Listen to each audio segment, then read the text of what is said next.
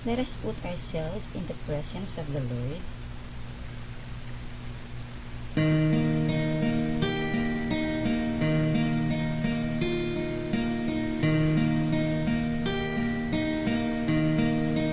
Our loving and generous God, we praise and thank you for the bountiful blessings you have given us. Thank you for giving us a mind that can know and heart that can love.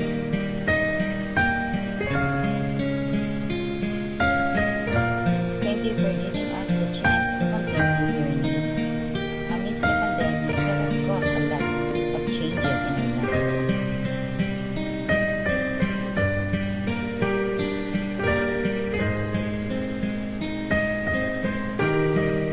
We are sorry for the times you have failed you. We humbly ask for your forgiveness.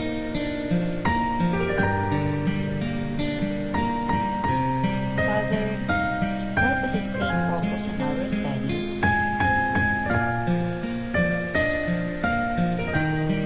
When learning becomes difficult, grant us the gifts of courage and enthusiasm.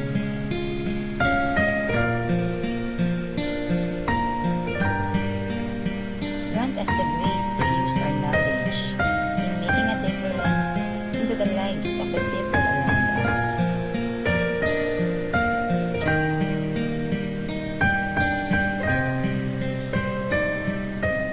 All this we pray in your mighty name. And everybody says,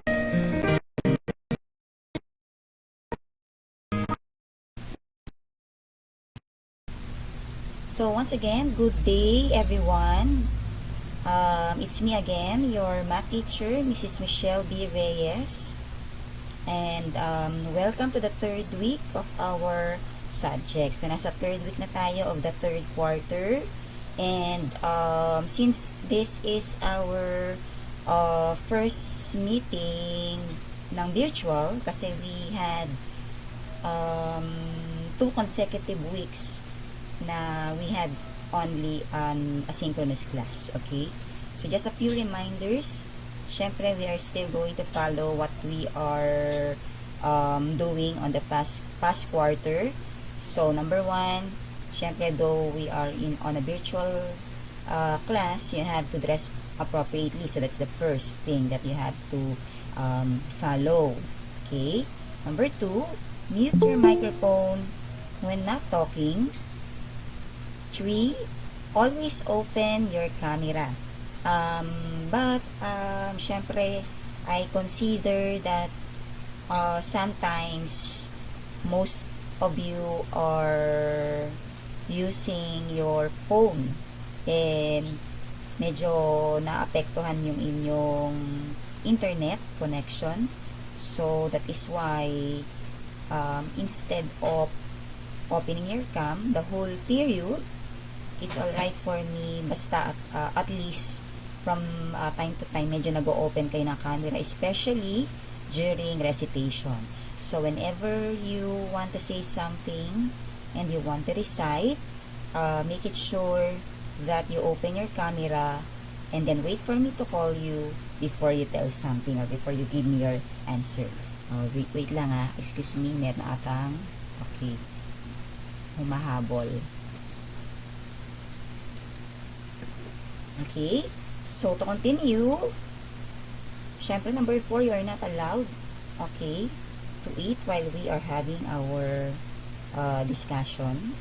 And then number 5, raise your hand when you want to say something, or should I say, open your camera before giving your answer to avoid yung sabay-sabay ng pagsasalita. Okay? So, for the third quarter,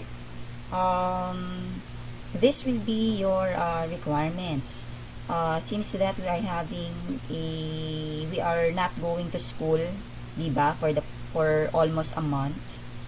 Okay, all of your learning activity sheets will be compiled. So, that is the first.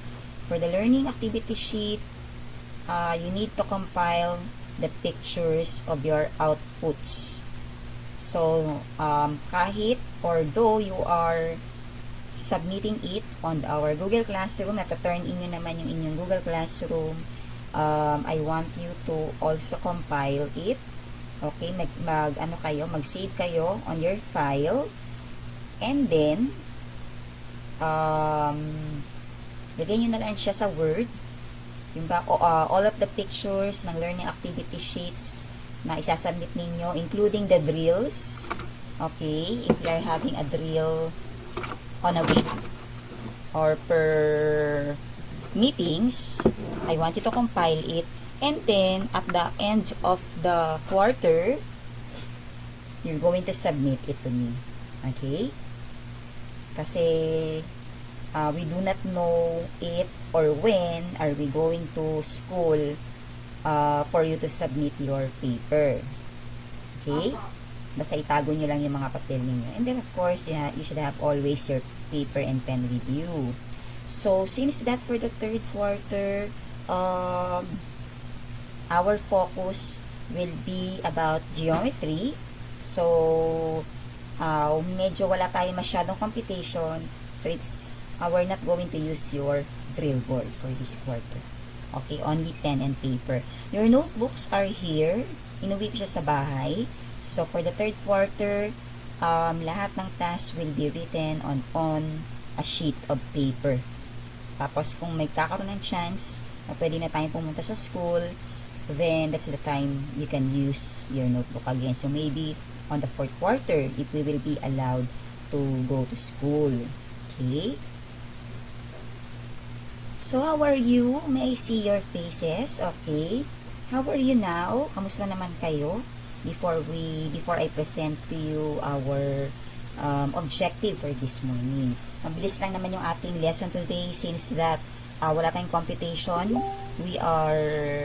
Our target is I'll be showing you the first objective, and then the second objective of today's task will be for your asynchronous or yung activity nyo after our virtual class today. So, to continue, this will be our target today.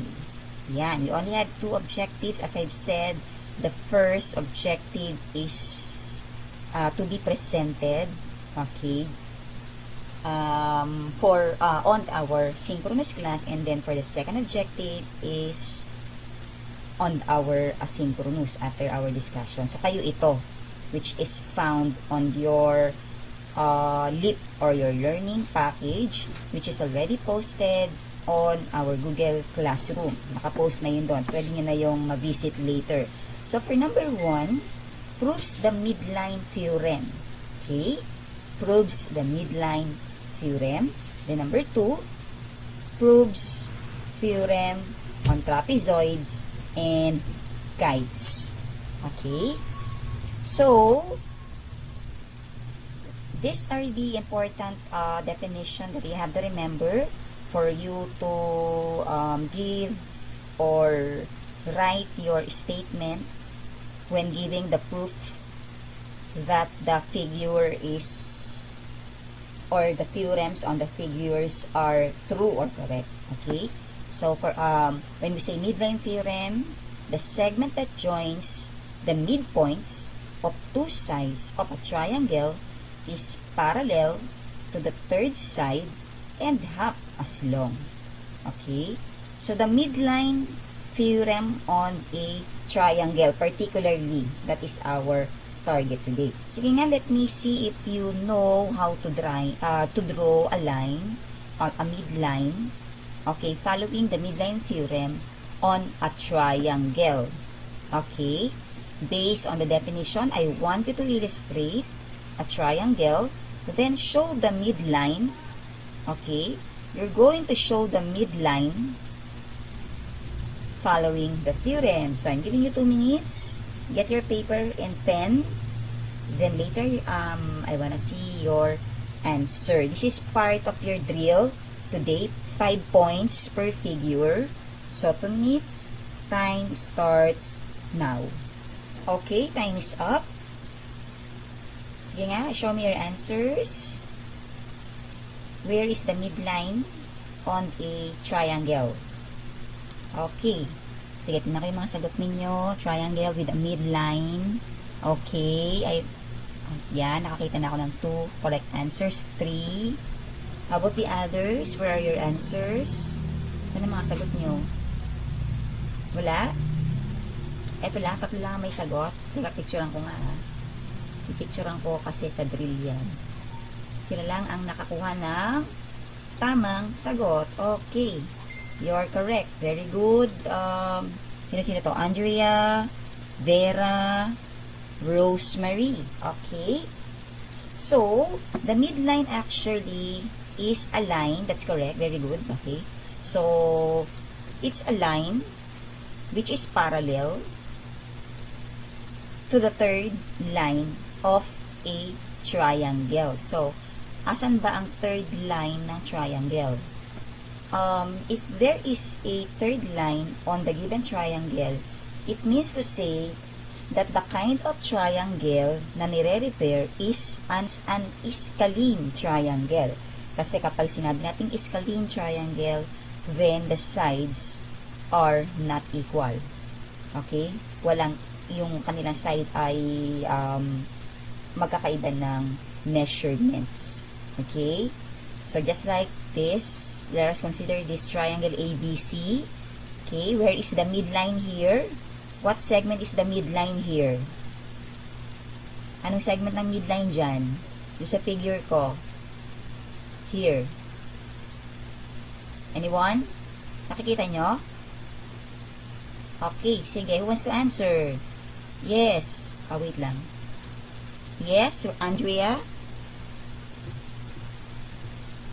Ano yon? Ano yung ating midline here? Segment? Segment what?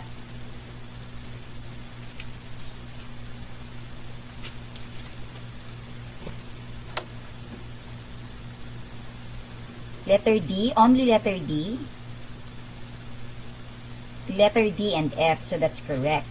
So, since that we are referring to the midline, okay, midline of the triangle, then, instead of saying point D and point F, okay, we can determine or we can classify that as segment. Okay, ang tawag natin dyan is segment DF. So, how do you write the segment? Paano natin sinusulat ang segment on the letters?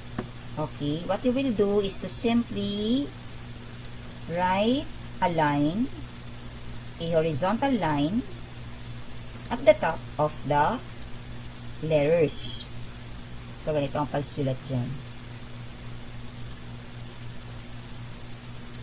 Okay, so we have segment DF. DF ba yun? Or E? Okay. So, DF is the midline. Ay, sorry, midline. So, this is letter F. Ayan. Midline on the given triangle. Okay? Kailangan may ganong line. May horizontal line at the top of the letters, which signifies the segment of the given triangle. Okay? So, here, how many, syempre, as very elementary, di ba? Ilang sides ba meron ang triangle, di ba? There are 3 sides. So, since that there are 3 sides on a triangle, then therefore, there are 3 segments. Okay? There are 3 segments on a triangle. So, we have segment A, B, segment B, C, and then segment AC are the sides of the given triangle. And then again, segment DF is referring to the midline. Remember that the midline on a triangle following the midline theorem must be parallel to the third side. When you say parallel lines are lines that do not meet. Okay? They don't have a common point. Pag hindi sila nag-i-intersect, ang ibig sabihin nun, these are the lines on the same direction. Okay? So, Ayan, yan ang ating midline on a triangle. So, let's continue. So, there are other kinds of quadrilaterals that we should be aware, okay? Ano yung mga quadrilaterals aside from a triangle? So, we have a trapezoid. So, what is a trapezoid by definition? Let me read it to you.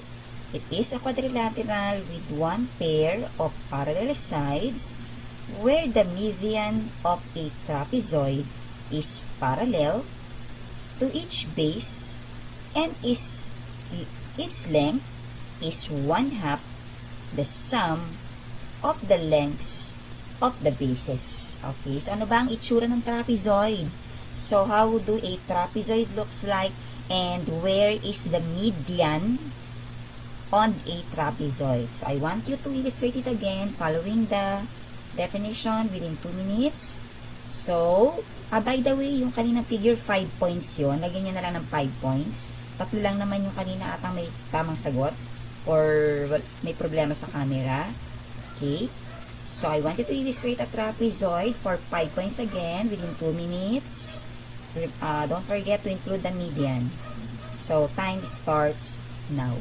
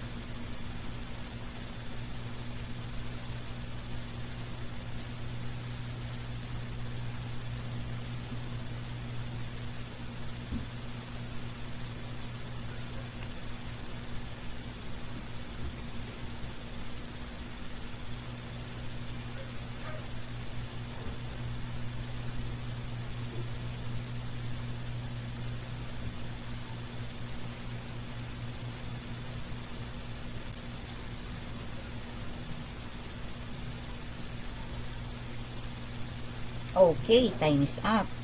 So, sige nga. Actually, meron tayong kinds of a trapezoid. Okay. So, meron din tayong isosceles trapezoid before you show me your answer.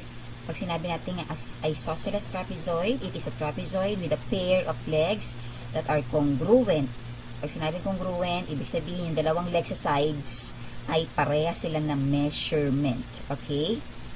So, sige nga, let me see on what kind of a trapezoid have you illustrated?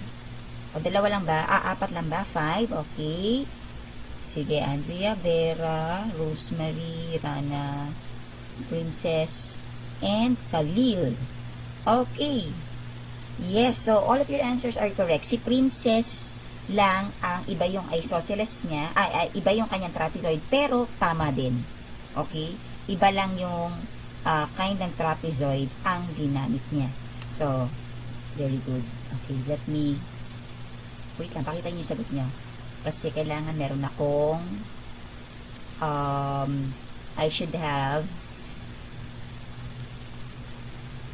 ayan. Okay? Ayan. So, all of your answers are correct. Thank you for that. Okay. So, to continue on my presentation, ayan. Okay, ito yung sagot ni Princess kanina. Ganito yung kanyang figure. This figure is an example of isosceles. Okay, isosceles trapezoid. Wherein the midline, as you can see, okay, the midline is parallel, it's not parallel, is perpendicular, perpendicular to the base. Asan ba ang base ng figure?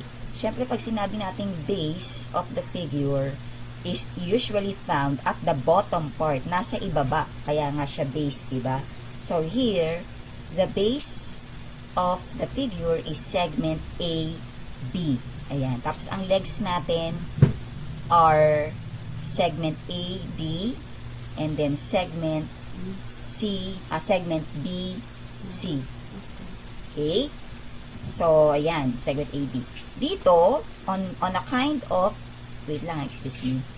Okay? On a kind of a trapezoid, the midline is perpendicular to the base. Pag sinabi natin perpendicular, it actually form a 90-degree angle. Nagpo-form tayo ng 90 degrees. Okay? Right triangle or 90 degrees in measurement. Okay? Doon naman sa other answers ng iba, ito. Okay? So, this is another kind of a trapezoid wherein, saan ba natin dito inilalagay ang, or where is the midline here? Let me illustrate that.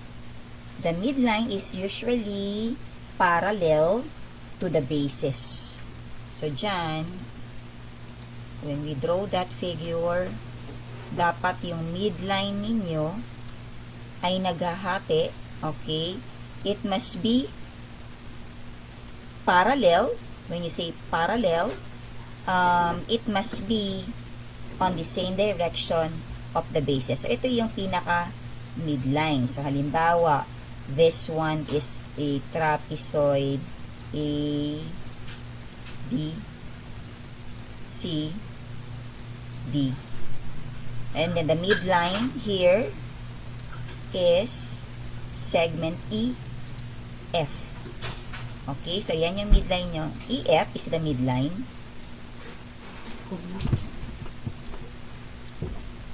Okay, and then these two kind of a trapezoid has a different, okay, take note on that, it has a different theorem. When the midline is parallel to the base, iba yung measurement niya. Tingnan nyo dito. Okay? The median of a trapezoid is parallel to each base and its length is 1/2 the sum of the lengths of the bases. Okay? So, paano yon? Ano yung i-add natin? Ano yung ating i-add? Daw? I-add natin yung bases, yung measurement natin dalawa. By the way, anyway, we're going to have examples ng of this. Yung may computation next week. Kasi ang focus natin today is the theorem and then how to prove that the theorem is really correct.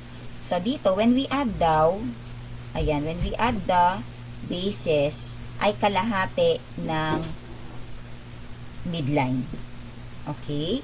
While on the isosceles triangle, isosceles trapezoid rather, okay, the base angle of opposite sides are supplementary. So, where can we found the opposite angles on a given trapezoid? Asan ba dyan? Ang mga opposite angles. Opposite angles, here, asan dyan ang mga opposite angles, class? W, ang ka-opposite niya ay ito, Y. Angle Y. Okay? WX, the opposite angle of WX is is angle Z. Again, the opposite angles are angle W and angle Y. The other opposite angles are angle X and angle Z. So, they are supplementary daw according to the theorem. When you say supplementary, it means to say that the sum of the angles must be, anong measurement ng supplementary, class?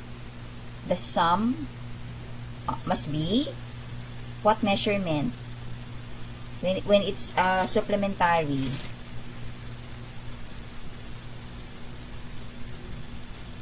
When you say supplementary, di ba meron tayong complementary angles and supplementary angles. So, when you say supplementary angles, then the sum must be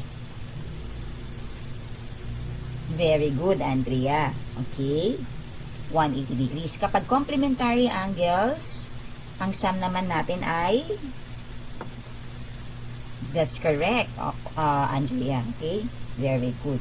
So, huwag nyo kakalimutan yon. Kasi you'll be using that on the proofs when you are asked to complete the statements to prove that the figure and the theorems are really true. Okay? So, next week na tayo magko-computation ng figure.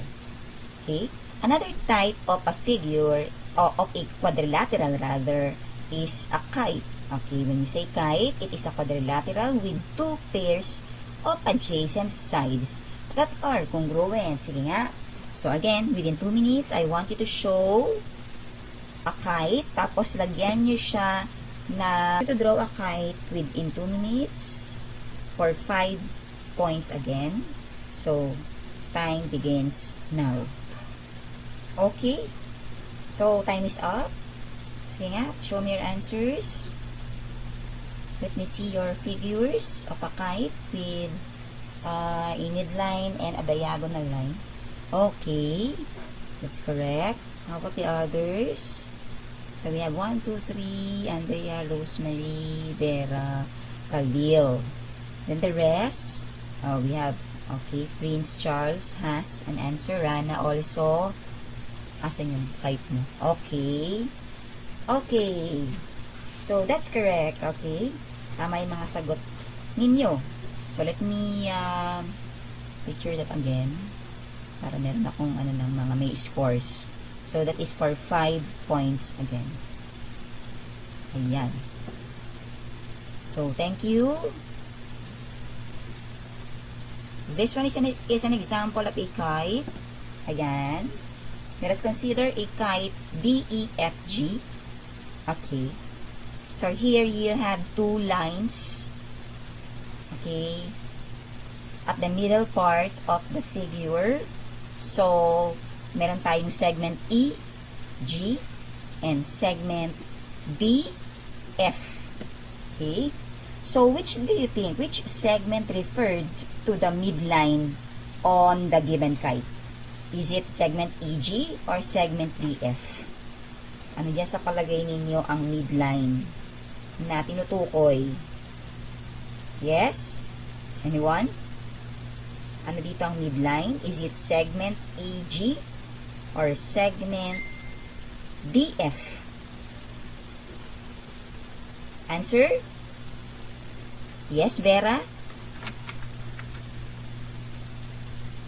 Segment EG. Tingnan ko nga ulit yung figure. Okay, EG. Di ba pag sinabi nating midline, it will divide.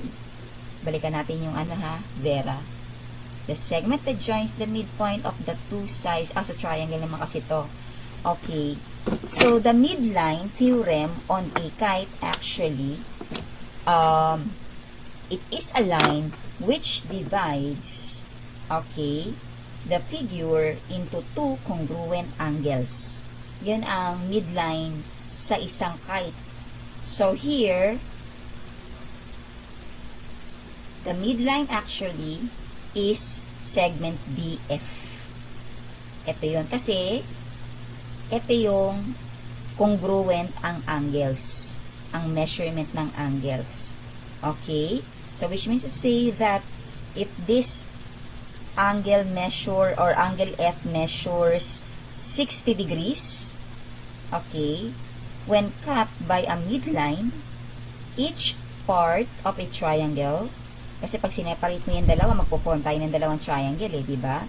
So, each angles will form a 30-degree measurement, ang kanilang measures. Okay? Kaya may figure yan. So, segment EG here is actually a diagonal line. Ayan. Ayan. Tingnan nyo, magkaiba. Kahit na hindi natin nabigyan ng or na-indicate yung specific measurement ng angles, it's obvious that this part is bigger than this part. So, hindi siya equal. So, here, the midline is here. Okay? So, may tanong ba sa kite? Wala naman. So, notice that here, there are 3 congruent sides on the kite when you draw a midline. Okay? Segment DE is congruent to segment DG. Pag sinabing congruent or congruency, equal ang measurement. So, which means to say that if segment DE is 2 centimeters, then therefore, segment DG is also 2 centimeters. Okay? Another equal in measure is segment EF. R pala. Okay? Segment EF and segment FG. So, they are also congruent. Kaya ito, meron siyang one line. Okay? So, another is segment FH. Segment FH is congruent to segment FH. That is bisymmetrical. Yun ang theorem nun. Kasi when you separate the two triangles, they will have the same side, which is segment FH. Okay? So, meron tayong tatlong napo-form na equal in measure. Okay, so let us continue. Another kind of a quadrilateral is a rhombus. Wala akong nakuha pala. No? I wasn't able to add it on my presentation. But anyway, buksan ko sa Google. Okay, later, when you present your answer. So, when you say rhombus, it is another special kind of a kite. Okay. The perpendicular bisector of at least one is the other diagonal. The area is half the product of the lengths of its diagonals. So, how do a rhombus looks like? This special kind of a kite referring to. Kasi may mga iba't ibang rhombus, iba't ibang klase rin ng, or dalawang klase ng rhombus. Okay? So, ano yung nire-refer neto? Etong definition na to, okay, illustrate nyo siya based on this definition. Again, let me read it to you. Again, it is a special kind of kite. The perpendicular bisector of at least one is the other diagonal. The area is half the product of the lengths of its diagonal. So, within 2 minutes, I want you to illustrate it again. So, time starts now. Okay, time is up. So, please show me your answer. Anong itsura ng rhombus? Okay. So, we have Andrea. Andrea, hindi ko makita yung rhombus mo. Rhombus. Kahit yan. Okay, okay. Vera, asan dyan yung rhombus mo? Yan. Rhombus. Okay. Rosemary. Correct. Correct. So, kay Vera. Correct. Kahit Khalil, hindi ko makita yung sagot mo. Natatabunan ng kamay mo. Okay. Correct. Then, Prince Charles. Correct. Okay. So, tingnan natin. Tingin tayo sa ano. Google. Kasi hindi ko pala dyan na-include. Rhombus. Okay.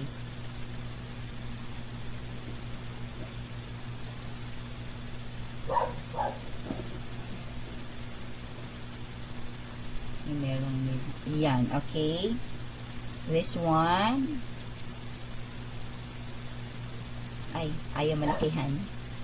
Ay, napunta ako dyan. Wait lang. Ako napunta. Ayan, ito. Nakikita niyo ba?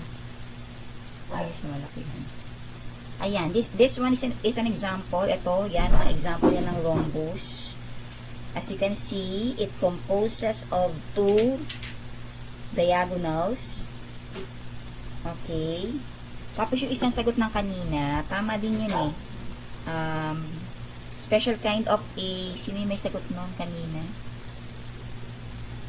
Ito, to. This one is also correct. Para siyang kite, diba?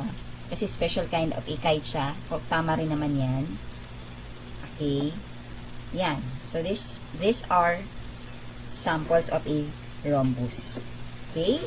So, very good. All of your answers are correct. So, ilan lahat yun? Yung mga figure, that is 5 points per answer. So, for the drill today, lagay nyo ng date yan. Ipapile nyo ha. 1, 2, 3, 4, 5. 25 items for today's drill. Tapos, i-compile nyo muna. Sabay-sabay nyo na lang ipapasa yan sa mga learning activity, testing nyo at the end of the quarter. Okay? So, to continue, we'll have now an example which is found. This one is found on your learner's package, which is posted to our Google Classroom. Okay? So, this one is showing the proof that OE, segment OE, is parallel. This symbol means parallelism. Okay, proving that segment OE is parallel to segment HS. So, asan yon? OE is parallel to HS. Ayan, yan yung pinuprove dito. So, how do you start the statement? Siyempre, you have to start the statement from the given. Ito yon. We just copied. Kukopihin nyo lang yon.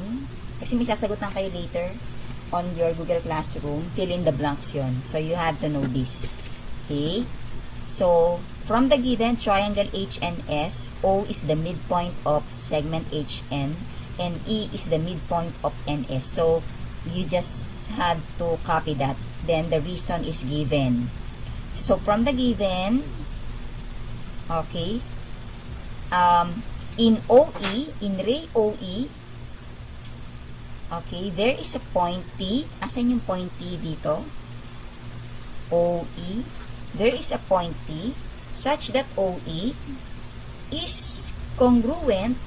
This symbol means congruency is congruent to ET. When you say congruent, they are equal in measurement. Ito, this part, this segment is congruent to this segment. They are equal. Okay? The reason is line postulate. Okay? Next. So, from the line segment, nag-form tayo ng NE. Ito, segment NE is congruent to segment ES.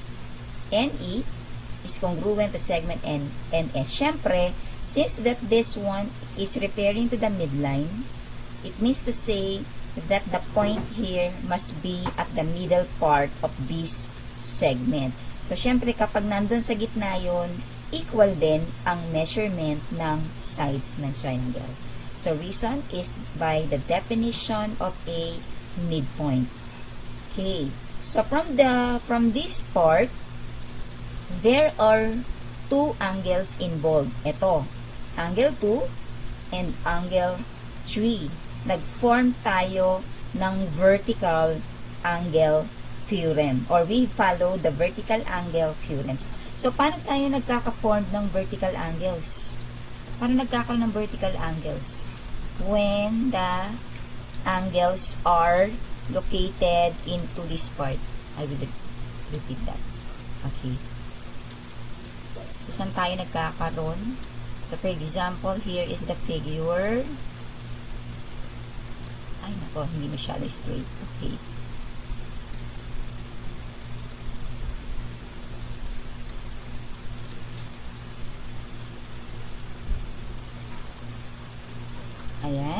So, the vertical angles here must be this part and this part. Ayan yung mga angles na vertical. Okay? Kapag when you say vertical angles, it has a common vertex. They have the same vertex. Or a common vertex. Pag sinabi natin vertex, it's a point that connects the two rays to form an angle. Okay? So, meaning to say, if this is 20 degrees, kung 20 degrees yan, anyway, magbibigay ako ng mga measurement next meeting. Okay? 20 degrees din to. So, that is by definition of a vertical angles. So, this part naman is congruent, or this angle is congruent to this. They are congruent naman. So, if this is 20, it forms a straight angle. So, ang straight angle ay laging 180 degrees. So, this part is 160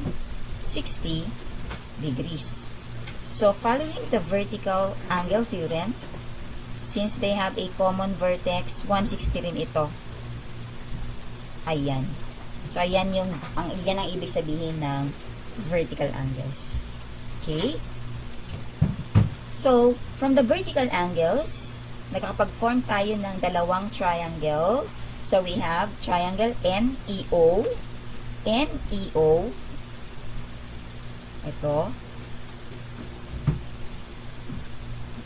And triangle SET. Ayan. So, yan dalawang triangle na yan ay congruent sila. They are congruent. Reason, SAS postulate. So, what is a SAS postulate? What does SAS referring to or means? S stands for side, angle, side, postulate. Sa SAS, ang dalawang side nito ay congruent. Tapos, yung angle niya ay nasa gitna. Ang angle niya ay pareha sila ng measurement. Kasi nga ito yung angle nila na equal. Angle 2 and angle 3. They are congruent. Okay? They have the same angle. Kaya nasa gitna yung A. Okay?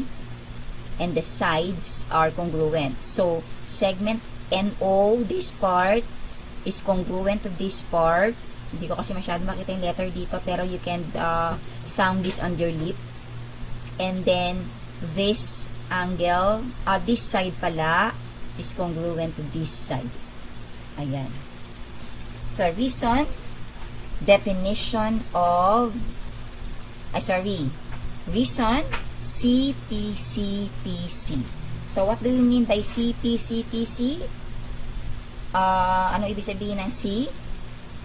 Congruent parts of congruent triangles are congruent. Let me repeat that again. Congruent parts of congruent triangle are congruent. When you say congruent, they are equal in measurement. Okay? So, next, side HN is parallel to side ST. Asan ang ST dito? ST ito. Okay, they are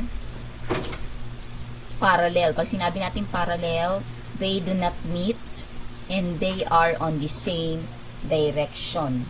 So, reason, converse of alternate interior angles, theorem.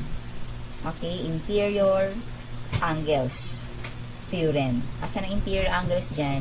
Siyempre, nasa labas ng triangle. Yan ang mga interior angles. Okay? Then, from this part, you have segment OH, okay, is congruent to segment ON. They are congruent. Kasi nga, ito yung midline. So, ito yung midpoint niya. Reason, definition of a midpoint. Parang ito, yung number 2. Okay? Then, from the midpoint, you form segment OH. OH is congruent to TS. They are congruent for the reason that CP-CTC or congruent parts of congruent triangle are congruent. Okay, next. For number 10, you have segment OH is congruent to segment TS. Ang reason niyan ay OH pala, hindi OH, hindi pala ON. OH and TS, so ang reason niyan ay transitive property. Marami kasi mga properties and postulates medyo here on this part of our lesson. Pero anyway, you are virtual naman tayo. Before you answer the learning task today, pwede kayong mag-browse, okay? Pwede kayong mag-google for you to mabalikan, okay? Mabalikan ninyo yung mga properties which involves the midline theorem on a quadrilateral. Yan ang inyong i-research. Okay. So, number 11, quadrilateral huts. Quadrilateral huts, asan ang huts? Dito. H-O-T-S. Ito. Quadrilateral huts is a parallelogram. Kaya yan naging parallelogram. When you say parallelogram, the two sides of the figure are parallel. So, what are the parallel sides here? Segment OT is parallel to segment HS. Segment OH, yun lang pala. You have only two.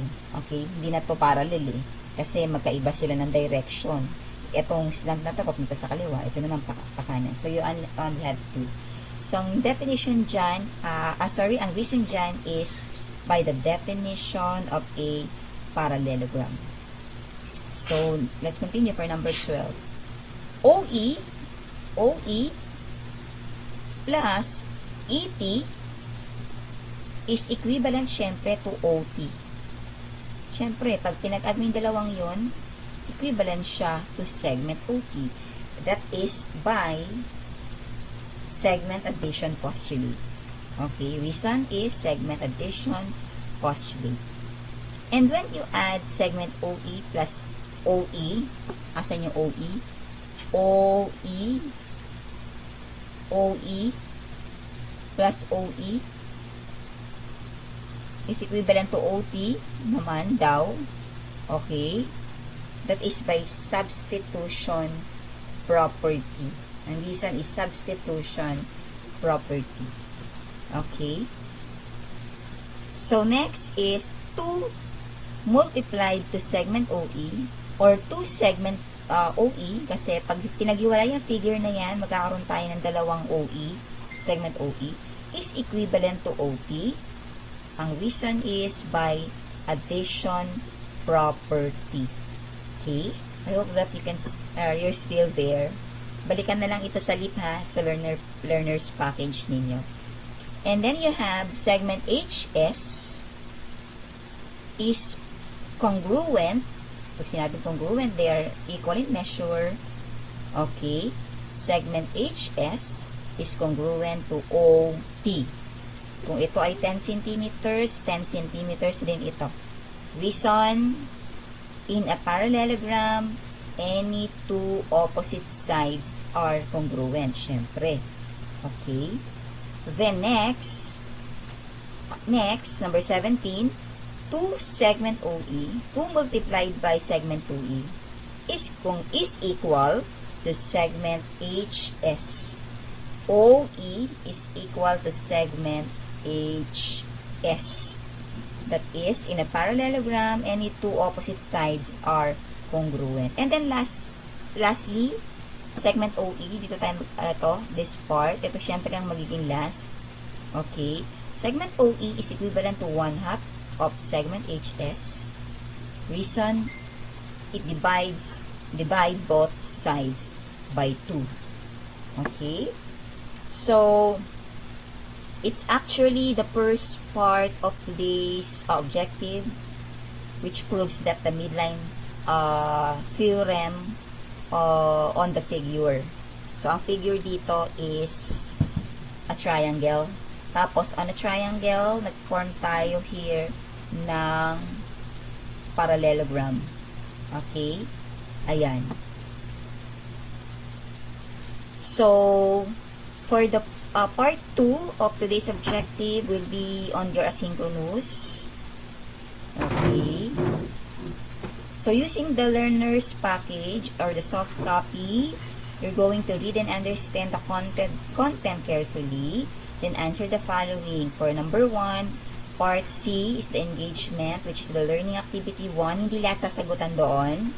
Numbers, you're going to answer only numbers 2 and 4. Learning activity 3, numbers 1 to 5. Then part D, which is the assimilation for numbers 1 to 6. Then you're going to give the first 6 statement in each corresponding reason. For number 3, which is part 6, is the reflection. Ito ay nakalagay na sa inyong attendance sa Google Classroom. Ang reflection ay included on the attendance on your Google Classroom. Okay, so the learning activity 1, part C and the part D, learning activity 1, learning activity 3 is already posted on our Google Classroom. Lahat yan nakapost na doon. So, doon yung isasagutan. Tapos, iti-turn in siya sa akin until 5 p.m. today, including the attendance and the reflection. Okay? So, pwede nyo itong screenshot or pwede rin tignan sa ating FB page. This one is already posted to our FB page. And then, the activities are posted to our Google Classroom. So, just a few reminder before you go to your, before you open your Google Classroom. Okay. So, I found this on Hebrews 11:6, chapter 11, verse 6.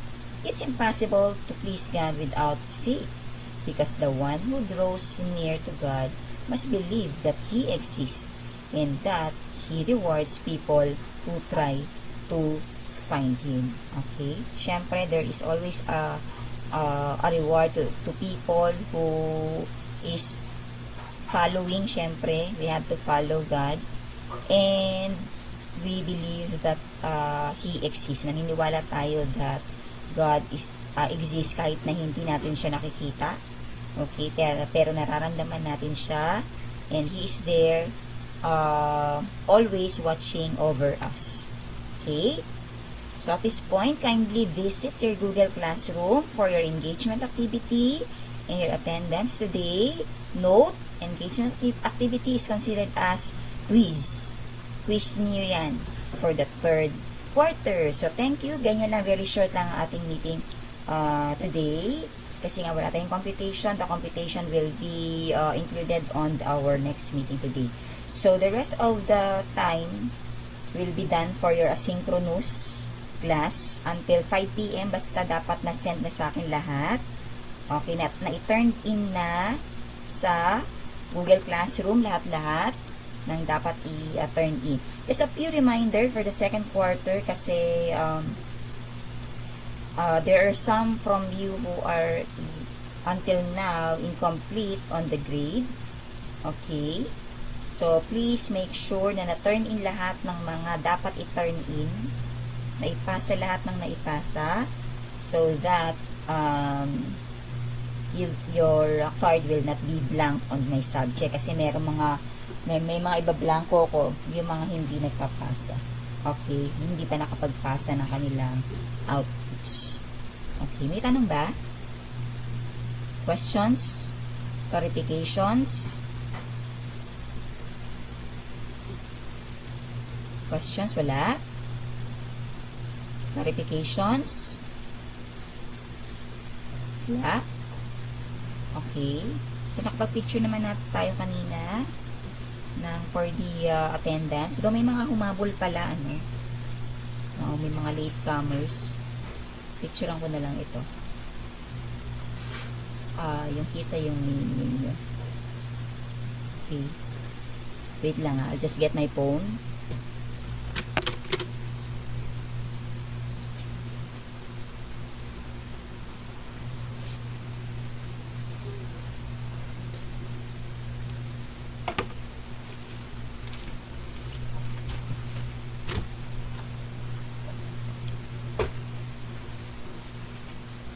So, I will just picture na nakita yung names ninyo kasi may mga latecomers today. Okay.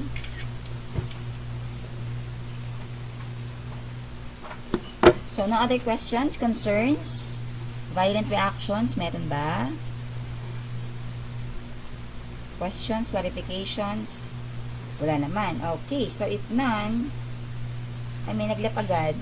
O ano siguro siya, nawalan ng, naubusan ng battery or ng charge. So, if no question, that's all for today. Have a great day. God bless us. See you next week again. So, you may now proceed, you may now open your Google Classroom for today's task. Okay? So, thank you everyone.